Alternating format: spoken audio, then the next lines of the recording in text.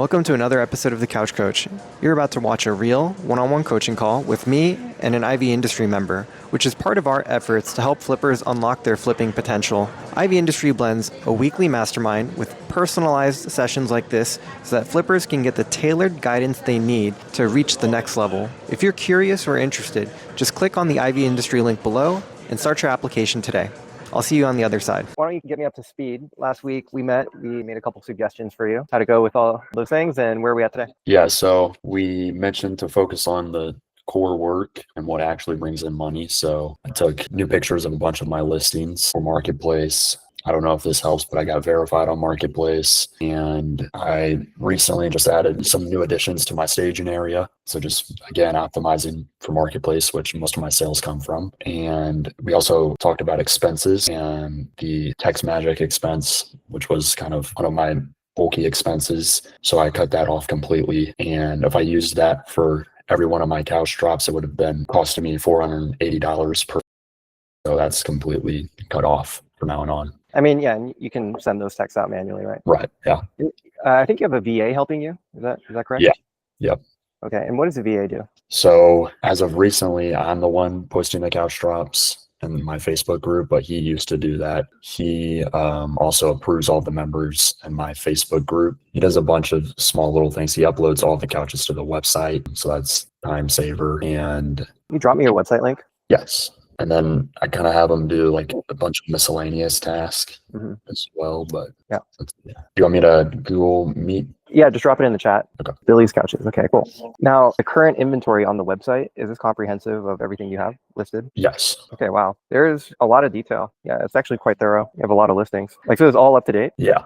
Is this Squarespace? Yeah. Do you have Google Analytics? No, but I run Google Ads for couch removal. Okay. Do you get a decent amount of leads from Google Ads? Yeah, I do. How many couches a month do you get from Google Ads, and how much do you spend per couch? Nice truck, by the way. Yeah, well, I think we've had a couple from Google Ads so far this month, probably around 3 to 4 pickups from Google Ads. And then, my budget's sitting at $12 per day. So 3 to 4 this month. Yeah, I would say.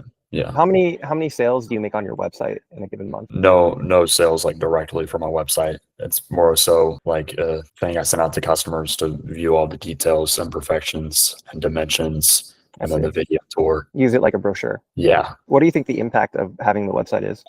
Just as a place to store all of my inventory, so customers can view all the details, and then also if they want to set up a time to come check out any of our couches, they can schedule it there as well. And then I guess to kind of read more about us. Like, do you feel like, okay, imagine a world where you didn't have the website. Do you feel like it would impact your sales today? Or could you just send them your have Facebook, like more info on the Facebook listing, or send them the info? Well, I think what I'm paying for the website is a valuable trade for the money I'm paying for it and then the value I'm getting from it. Okay, so quantify that for me. How much are you paying, and how much do you think you're getting out of it?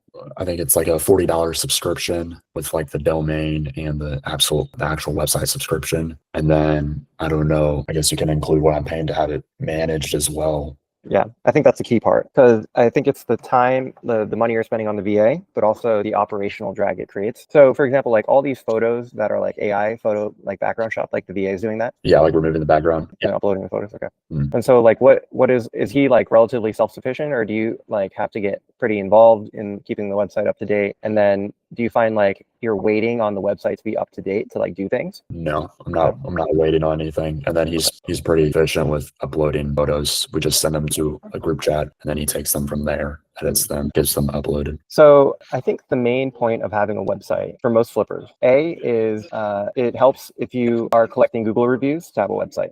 So there's like some synergy with like local SEO and Google My Business and having a website. So I think that's one synergy.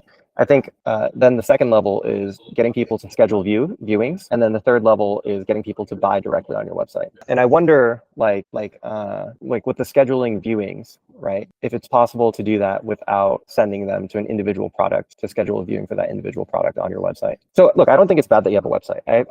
I think it's good. It's like something that you're going to need to do to scale your business is have a website. I'm questioning, what is the best strategic use of your website? And maybe there's something around the strategy of the website that can be improved. That links directly to sales. Yeah, Yeah. like the question is like, are you creating an extra step that doesn't need to be there? And there's a way you could get the same outcome without sending people to the website. Well, yeah, I mean, I guess the alternative would be to build a Facebook Marketplace profile and ensure that all the details to all of my listings are included in the description. All of the photos and video are uploaded to that profile. And then when anyone asks, you send them a link to the Marketplace profile. So the website is being dropped in conversations off of the Couch group. Right. It's not being sent to people you're talking to on Facebook Marketplace. Is that correct? Sometimes. Sometimes? Okay. I'm just going to look at this on mobile. How is the Facebook drop group going for you nowadays? I think you said that majority of your sales still come from Marketplace, right? It's like Yeah. what, 30% via the drop group though? Yeah, 30 to 40%. 30 to 40. I have members who say like they just been in the group for the past,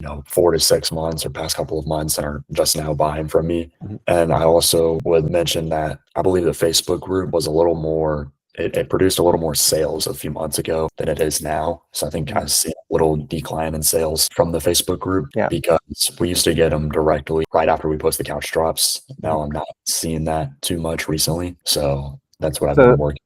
This is what I've been hearing from people is that the couch drop group, for whatever reason, is declining in effectiveness. So whether it's your posts aren't being prioritized, so like it's not getting the same visibility. People are also kind of shifting to doing this community chat thing. I'm not sure if you're doing that as well, but I think they saw that the community chat doesn't exist anymore, right? Right. They got rid of it October 5th. This is something that I would maybe draw some attention to is let's maybe not assume, but let's imagine that the couch drop is not going to be effective moving forward and you have to pivot away. I haven't started like formally giving this advice yet, like stop emphasizing the couch drop as much, but it is, to run it effectively, quite operationally heavy. And then I know some people that like their bread and butter was the couch drop and they're kind of shifting away from it because they're seeing a decline in performance. Could be something to think about. Yeah. So you run Facebook ads, right? I turned them off. You turned them off? Okay. No. So tell me about those ads. Well, the reason I turned them off, I just felt like I was draining money. And honestly, after our last call highlighting the expenses, I thought if I could just cut those off and save some of that money and put it elsewhere, it might be more beneficial. And only up until I either get someone to show me how to run the ads correctly, or I know how to run the ads correctly, I won't start that up again just to drain money. How much money did you put into the ads? For the last couple of months, I was kind of off and on with them, but out of all of my campaigns for promoting the group or trying to get viewings in or trying to get direct sales from our current inventory, probably like $750 to $1,000. Okay, it's not so much.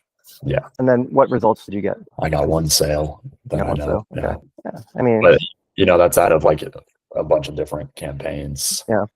Send me the link to your Facebook Marketplace profile. Okay. By the way, I just sent you a request to join your Facebook drop group. Okay. And just to be clear, Billy, this is full time for you, right? Because I have a note here that you were also working on your dad's moving company. But is that still a thing, or are you full time? Yeah. No, I mean, I help him out every now and then. Okay. So like part time for the moving company, I would say. But you're currently in a warehouse, the 3,000 square foot warehouse. Yes. Okay. Cool. Got it. I mean, you have a lot of listings. 1, 2, 3, 4, 8. 12, 16, 20, 24. You have 25 listings up. And then how many do you have that are like not listed that need to be processed?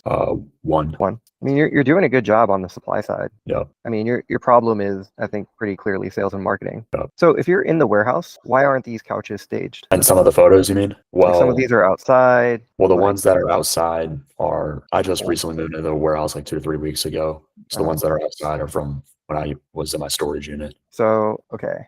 I think we figured out your next step. You know what I'm going to say? Photos, yeah. I mean, you have 3,000 square feet. I imagine you have like 1,000 square feet that you can play around with still. Like you have a good amount of space, right? Yeah, but I mean, I have all my couches on their feet staged right now, and it's filling up. But room, there's a little corner I have for staging, if that's what you're getting at. Yeah. I think what you need to do is build out like more of a formal staging area and then reprocess most of these couches. It's not pretty, it's not if it was easy, everyone would do it. I'm going to give you an example. Yeah. Reprocess meaning just take new pictures, right? Yes, exactly. You need to put up new listings with new photos. I'm going to text, or I'll put it in the chat. You know the Liebermans, right? Yes. I mean, they do an amazing job with their staging. Okay. I don't think you don't need to go quite to this extent, but you need to do like a little bit of a better job. Okay. I'm just going to send you some examples from other flippers. And so I just got the coffee table and rug, and then I have the, excuse my language, but shitty background wall. So with the rug and the coffee table,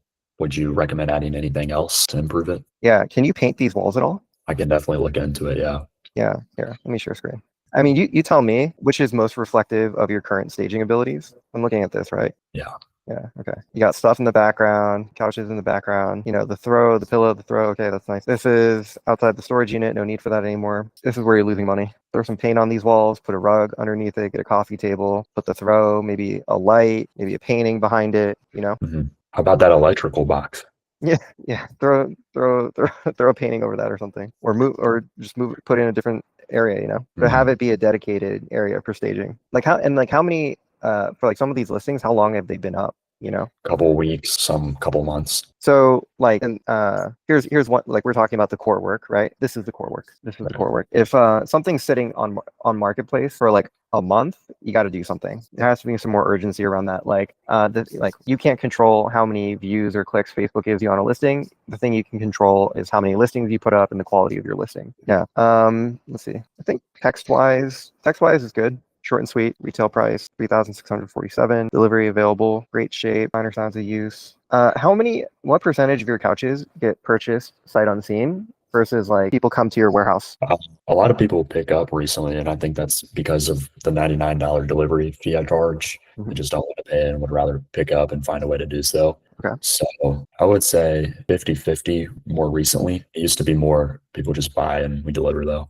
Okay, so that's kind of an odd reason for people to come to your warehouse, is to avoid the delivery fee. So the reason people come to your warehouse should be they want to shop your inventory. They want to check out everything you have. They want to sit on it. They want to figure out like what's the right fit for them. If they're just doing it to offset the delivery fee, then it's still transactional. They're not coming into your warehouse for a shopping experience. They're interested in one couch. They're trying to save money on that specific couch. And they're trying to pick up.